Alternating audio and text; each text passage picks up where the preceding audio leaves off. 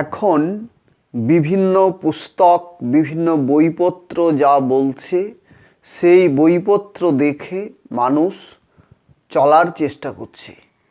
অর্থাৎ বইপত্র পড়েই মানুষ কোনো মতকে কোনো পথকে সঠিকভাবে বিবেচনা করে চলেছে। সেখানে কি আছে? সেখানে বিভিন্ন ধরনের অলৌকিক বিষয়ের অবতারণা করা রয়েছে, কিন্তু এই লোকে অলৌকিক বলে কিছু নেই। এখানে কেন অলৌকিক বলে কিছু নেই? এখানে সবই অবলোকন করা যায়, অর্থাৎ সবই দেখা যায়। তাহলে একটা পুস্তক একটা বাক্য লিখেছে, সেই বাক্যে কি রয়েছে? বাক্যের মধ্যে শুধুমাত্র শব্দের সমন্বয় রয়েছে, শব্দ সমষ্টি রয়েছে, অনেকগুলি শব্দের সমাহার সেখানে দেখা যায়। তাহলে শুধুমাত্র শব্দে কখনোই ত্রিসত্যের সন্ধান পাওয়া যায় না। একটা শব্দে শুধুমাত্র তার নামের উল্লেখটুকু পর্যন্ত আমরা পেতে পারি, শুধুমাত্র উল্লেখটুকু রয়েছে। তাহলে এরপরে ওই শব্দের স্থান এবং ওই শব্দের গুণকে উপলব্ধি করতে হয়। তাহলে শব্দের স্থান যদি না থাকে ওই শব্দের সত্যতা প্রমাণিত হয় না, শব্দের গুণ যদি না থাকে ওই শব্দের সত্যতা প্রমাণিত হয় না। ঠিক একইভাবে যত সমস্ত মত তৈরি হয়েছে, আধুনিক যে সমস্ত মত, সেই মতগুলো ব্যক্তিগত মন গড়া মত। সেখানে উপলব্ধি অনুভূতির কোনো ব্যাপার দেখা যাচ্ছে না। এর কারণ কি? এর কারণ হচ্ছে অন্ধ অনুসরণ এবং অন্ধ অনুকরণ। সেই বইগুলোতে কি রয়েছে? বইগুলোতে যা বলা রয়েছে মানুষ এটাকেই অভ্রান্ত সত্য বিচার করছে, কিন্তু সত্যের প্রামাণ্য ভূমি নিজের যে মস্তিষ্ক, নিজের যে বিবেক, সেইগুলোকে মানুষ প্রয়োগ করছে না। যদি মানুষ নিজে প্রয়োগ করত তাহলে শব্দের সত্যতা প্রমাণের জন্য নিজের যে ব্যবস্থা রয়েছে, নিজের ভেতরে যে উপায় রয়েছে, সেই উপায় সে প্রয়োগ করত এবং সেই উপায় প্রয়োগ করলেই সে বুঝতে পারত শুধুমাত্র শব্দে কিছু নেই, শুধুমাত্র নামে শব্দ প্রমাণিত হয় না।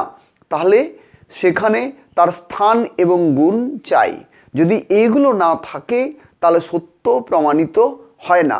তাহলে অন্ধ ভক্তি, অন্ধ আনুগত্য, অন্ধ মতকে মেনে নেওয়া, অন্ধ পথ চলা, এইগুলো মানুষের যত দুর্ভাগ্যের কারণ। কারণ এখানে জ্ঞান, বিজ্ঞান এবং প্রজ্ঞান ছিন্ন, ক্রম ছিন্ন জীবনযাপন এবং ক্রম ছিন্ন শিক্ষা, এই সমস্ত কারণেই মানুষ আজ প্রকৃত সত্য থেকে দূরে সরে যাচ্ছে। তাহলে সত্যের সঙ্গে মানুষের দূরত্ব কিসের? বোধের।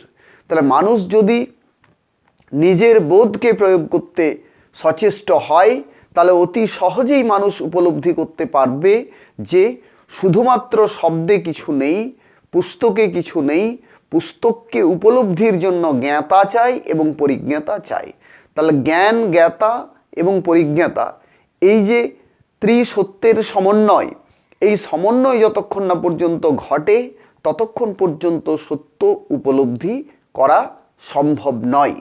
তাহলে ক্রম যুক্ত যে ব্যবস্থা, সেই ব্যবস্থার মধ্য দিয়ে এলেই মানুষ দেখতে পাবে যে শুধুমাত্র শব্দে রয়েছে, শব্দের উল্লেখ মাত্র, সেটা প্রাকৃত মণ্ডলেই শেষ হয়ে যায়। কিন্তু চৈতন্য মণ্ডল এবং আনন্দ মণ্ডল, এই দুটো ক্ষেত্র থেকে মানুষ অজ্ঞাত রয়েছে মানুষের জীবনে। মানে এইগুলো সম্পর্কে সঠিক ধারণা মানুষ করতে পারছে না। এইগুলো অজ্ঞান প্রসূত এই সমস্ত ঘটনা প্রতিনিয়ত ঘটে চলেছে। তাহলে অজ্ঞানতার কারণেই মানুষ অন্ধ মত, অন্ধ পথ, পুস্তকের অন্ধ অনুকরণ করে চলেছে। এটা সবসময় বর্জনীয়। কারণ যে শব্দে গুণের সন্ধান পাওয়া যায় না, স্থানের সন্ধান পাওয়া যায় না, সেই শব্দ সঠিকভাবে বোঝা যায় না। তাই আমরা সঠিক শব্দ বুঝব এবং সঠিক স্থান বুঝব, সঠিক গুণকে বুঝব। এইভাবে আমরা তিনটা জায়গাতে তিনভাবে আমরা বোধ লাভ করব। আমরা যদি এই বোধ ঠিকভাবে লাভ করতে পারি তাহলে আমাদের পক্ষে যে কোনো বইকে বইয়ের যে সত্যতা বা পুস্তকের যে সত্যতা সেটা বুঝে নেওয়া সহজ হবে এবং সেটা আমাদের নিজেদের দ্বারাই সম্ভব, অন্যের দ্বারা নয়। অন্যের মত, অন্যের পথ, অন্যের বক্তব্য, অন্যের মন্তব্য এটা আমরা নিজেরা বিচার করব।